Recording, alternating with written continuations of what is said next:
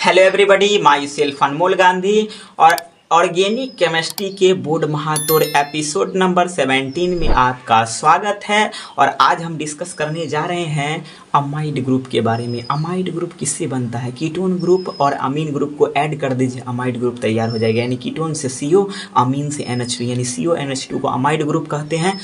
ये थोड़ा डिफरेंट है, इसका कॉमन फार्मूला भी थोड़ा डिफरेंट है। थोड़ा सा भी आप में अगर अकल है तो ये क्वेश्चन चुटकियों में उड़ा देंगे। तो बिना देरी के समझते हैं कि क्या है amide group. Amide group IUPAC name, पुरानी राम कहानी। बॉन्ड कैसा रहेगा? कार्बन कार्बन के बीच सिंगल बॉन्ड रहेगा।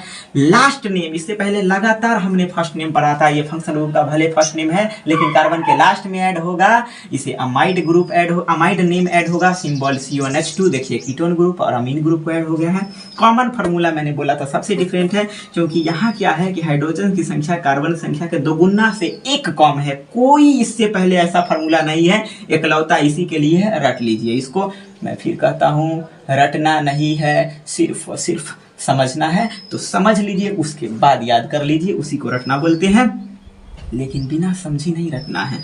उसके साथ CONH2 आ गया। नंबर ऑफ कार्बन की मैं बात करूं तो यहाँ 2 से शुरू होता है। क्यों सर 2 से शुरू होता है? क्योंकि एक को कार्बन गलती से लगाइएगा तो एगो कार्बन पहले से मौजूद है, इसलिए कार्बन 2 से शुरू होगा। IUPAC नेम की बात करें तो बिना स्ट्रक्चर फार्मूला लिखे IUPAC नेम लिखना गुनाह है। तो स्ट्रक्चर फार्मूला तैयार कीजिए। ये हो गया एगो कार्बन, इसके साथ क्या ऐड करना है? CONH2 बॉन्ड पूरा कर दीजिए।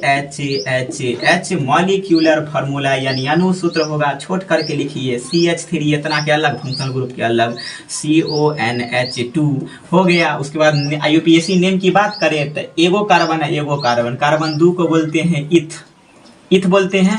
उसके बाद सिंगल बॉन्ड है तो ANE। लास्ट नेम क्या ऐड होता है सर जी? अमाइड ऐड होता है, तो लिखिए AMIDE। सर फिर से 2 भवेल आया, पहला भवेल कट जाएगा तो ETHANAMIDE। या तो इसे हटाकर बोलिए इथेन अमाइड, नहीं तो संधि विच्छेद में पढ़ते हैं प्रधान अध्यापक, नहीं तो प्रधानाध्यापक। उसी प्रकार हटा के इथेनामाइड, सटा करके इथेनामाइड,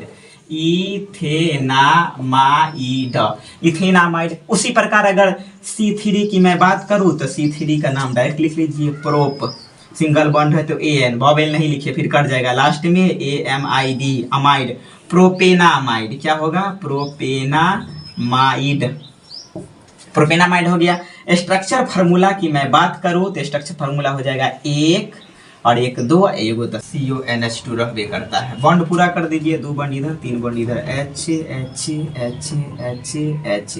उसके बाद मॉलिक्यूलर फार्मूला अनुसूत्र क्या हो जाएगा सर जी? 2 कार्बन C2 और H5 एक साथ है, CONH2 अलग।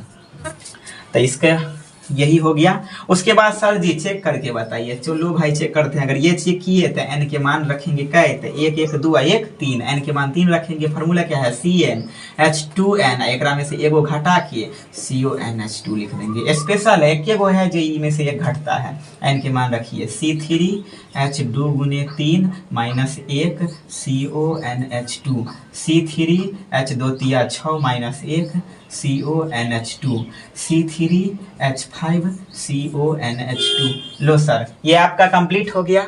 उसी प्रकार आपको होमवर्क दे रहे हैं, C10 तक आप इसे कवर कर लीजिएगा। उम्मीद करते हैं ये वीडियो आपको समझ में आया है। समझ में आया तो मिलते हैं आपसे नेक्स्ट वीडियो में नेक्स्ट फंक्शनल ग्रुप के साथ।